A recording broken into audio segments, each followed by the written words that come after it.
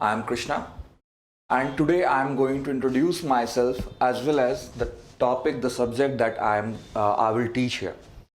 So, I am your physics faculty, and I will try to introduce you today कि physics है क्या, आखिर क्या पढ़ना है physics में. तो physics क्या है? So, it is a study of nature and all phenomena that are related to nature. फिर इसके अलावा matter and all properties of matter together with energy, ये सब चीज फिजिक्स में आता है.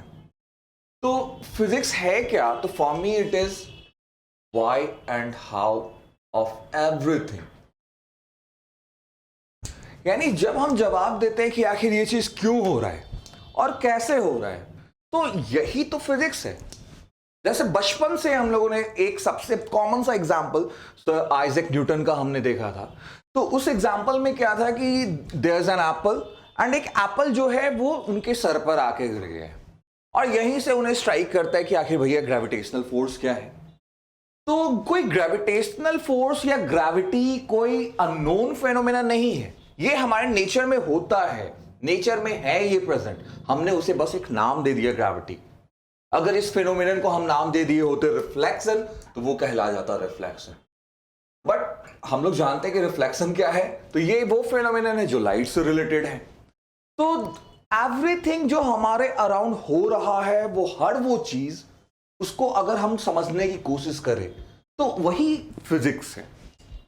जैसे फॉर एग्जांपल लेट्स सपोज कि अर्ली ह्यूमंस जब से उन्होंने हंटिंग करना स्टार्ट किया, तब से देख सकते हैं कि उनका जो स्पीयर्स है वो काफी नुकीला होता है.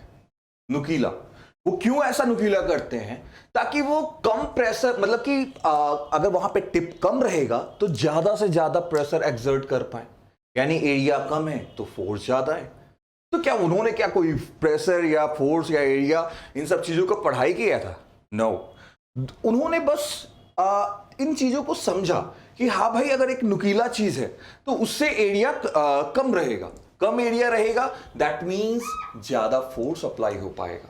ये चीज हम भी अपने डे टू डे लाइफ में देखते हैं कि अगर if we are using a new knife and a blunt knife जो ओल्ड हो चुका है, तो न्यू नाइफ से कट करना आसान होता है, वही ब्लंट नाइफ से कट करना मुश्किल रहता है. तो यही दिमाग उन्होंने भी, अर्ली ह्यूमंस ने भी लगाया था, जो कि आप इमेज में देख पा रहे होंगे कि जितना शार्प टिप रहेगा इतना उनके लिए आसान है यूज करना. एंड शार्प टिप मींस कि प्रेशर वहां पे बहुत ज्यादा एक्सर्ट हो रहा है. तो ये कोई प्रेशर या जो भी चीज है, ये बस हम अपने सहूलियत के लिए ये एक टर्म दे दिया हमने कि हाँ भाई, यूनिट एरिया में जितना फोर्स अब एक्सर्ट हो पा रहा है उसी को हम कह दिए कि हाँ ये प्रेशर है. वैसे ही और भी डे टू डे लाइफ में हर चीज, इवन चाहे मैं बाइक चलाऊं या साइकिल चलाऊं या इवन मैं एक किसी चेयर पे बैठा हूं, हर जगह फिजिक्स इन्वॉल्व हो रहा है. यानी कि फिजिक्स हर जगह हमारे लाइफ में इन्वॉल्व है. इवन जब हम वॉक कर रहे हैं, तब जब वॉक कर रहे हैं तो वहां भी अगर फ्रिक्शन नहीं होता तो हम प्रॉपर वे में वॉक नहीं कर पाते. यानी आप इमेज में देख पा रहे होंगे कि अगर फ्रिक्शन है तो ये पर्सन ठीक से चल पा रहा है. अगर फ्रिक्शन ना हो तो जैसा कि इस पिक्चर में आप देख पाएंगे कि ये धड़ाम से नीचे गिर जाएगा. कहने का मतलब कि जैसे फॉर एग्जांपल फ्रिक्शन, ठीक है आप इसको फिजिक्स में पढ़ेंगे, इसको फिजिक्स में समझते हैं, बट ये रोज डेली लाइफ में, हमारे डेली लाइफ में ये चीज इन्वॉल्व है. आप इसे आप समझो ना समझो, फिर भी आपको अपने लाइफ में कहीं ना कहीं फ्रिक्शन और फ्रिक्शन से रिलेटेड इंपॉर्टेंस एंड उसके डिसएडवांटेज, हर चीज को आप अपने डे टू डे लाइफ में फील करते होंगे. जैसे कि अगर मान लीजिए कि जहां पे फ्रिक्शन ना हो, तो जैसे ये बच्चा धड़ाम से स्लिप करके गिर गया. अब अगर फ्रिक्शन हो ही ना बिल्कुल भी, तो इसमें भी हम चल नहीं पाएंगे. फ्रिक्शन है तो हमारे जूते घिस जाते हैं. यानी डिसएडवांटेज भी है, एडवांटेज भी है. वैसे ही अगर और भी एग्जांपल्स देखा जाए, जैसे कोई पर्सन अगर मान लो चेयर पे बैठा है, अगर चेयर थोड़ा भी अनबैलेंस्ड है तो अनबैलेंस्ड है वो गिर जाता है. क्यों गिर गया भाई? क्योंकि उसका सेंटर ऑफ मास, जो उसके बॉडी का सेंटर ऑफ मास है, वो अपने प्लेस से डिसलोकेट हो गया, तो वो गिर गया. तो तो वैसे ही हम अगर देखेंगे तो पाएंगे कि हर हमारे स्टेप टू स्टेप हर जगह फिजिक्स इन्वॉल्व हो रहा है। कहीं ना कहीं फिजिक्स से रिलेटेड आप बातें कर रहे हैं, जनरल लाइफ में आप यूज कर रहे हैं, बस उस पर ध्यान नहीं दे रहे कि हाँ भाई ये फिजिक्स ही है। ओके, तो फिजिक्स इन्वॉल्व क्या क्या चीजों को करता है, आखिर है क्या क्या चीज उसमें। तो जैसे फॉर एग्जांपल सबसे पहले आप फिजिक्स में पढ़ेंगे क्या, मतलब ओवरऑल मैं यहाँ पे फिजिक्स के ब्रांचेस के बारे में समझाने जा रहा हूं कि फिजिक्स में है क्या क्या आखिर। तो जैसे फॉर एग्जांपल अब जब फोर्सेस का बात कर रहे हैं तो वही ब्रांच हमारा मैकेनिक्स कहलाएगा।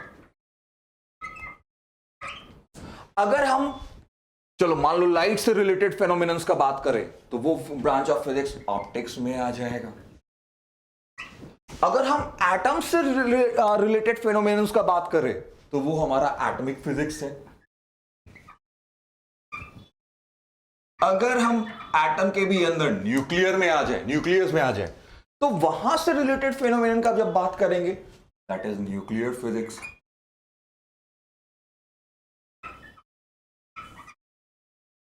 तो वैसे ही जब हम मान लो अगर हम लोग ये इलेक्ट्रॉन से जुड़े बात करते हैं, ठीक है, तो वो हमारा इलेक्ट्रोफिजिक्स हो गया। इसी इलेक्ट्रोफिजिक्स के अंदर हम लोग दो बात देखते हैं, एक हमारा इलेक्ट्रिक हो गया और एक इलेक्ट्रॉनिक हो गया।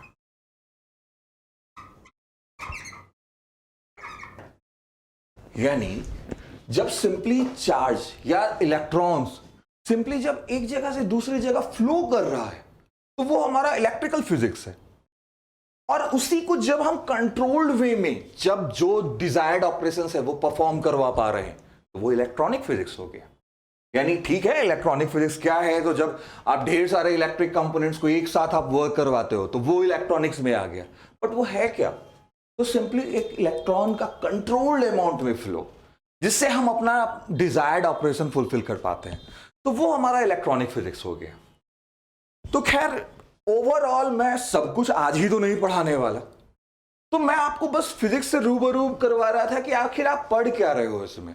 तो बस मेरा एक ही पॉइंट है बतलाना, एक ही बात मैं समझाना चाह रहा हूं यहां पे कि आप कुछ भी पढ़ रहे हो यहां फिजिक्स में तो वो हमारे नेचर से रिलेटेड बात है। हर वो चीज जो आपके सामने आपके सराउंडिंग में हो रहा है कहीं ना कहीं उसका जवाब फिजिक्स में छुपा है।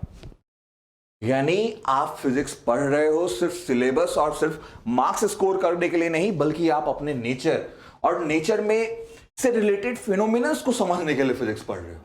यानी आपके आसपास क्या हो रहा है उन सब चीजों की जानकारी के लिए हम फिजिक्स पढ़ते हैं। तो ये तो एक बात हुआ। यहां पे आप समझ पा रहे होगे कि अभी जो भी आपने देखा वो हर वो चीज इजी वे में आपको समझाया गया होगा। तो इसी इजी वे में इसी विजुअलाइजेशन इन्हीं विजुअलाइजेशंस के थ्रू सिर्फ फिजिक्स ही नहीं आपको बाकी के हर सब्जेक्ट्स इसी इजी वे में समझाया जाएगा, चाहे वो केमिस्ट्री हो, चाहे बायो हो, इवन मैथ्स हो या और भी कोई रिलेटेड स्टडीज हो।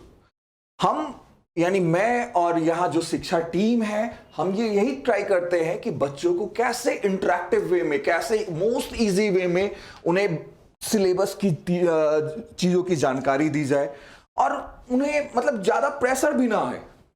यानी सिलेबस भी समझ में आए, मार्क्स भी स्कोर हो and day to day life में वो कहां इन चीजों को यूज कर पाएंगे ये भी उन्हें समझ रहे। यही हमारी कोशिश रहेगी। हाँ, तो अगर आप इन वीडियोस को पसंद कर रहे हैं तो you can have these videos on Shiksha app which is available on Play Store. इसके अलावा आप हमारे यूट्यूब चैनल को भी सब्सक्राइब कर सकते हो।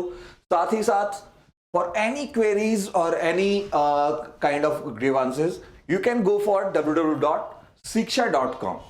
इसके अलावा एक नंबर भी दे रखा है, किसी भी क्वेरी से रिलेटेड अगर आपको किसी भी तरह की प्रॉब्लम हो you can call us at any time. Okay, thank you.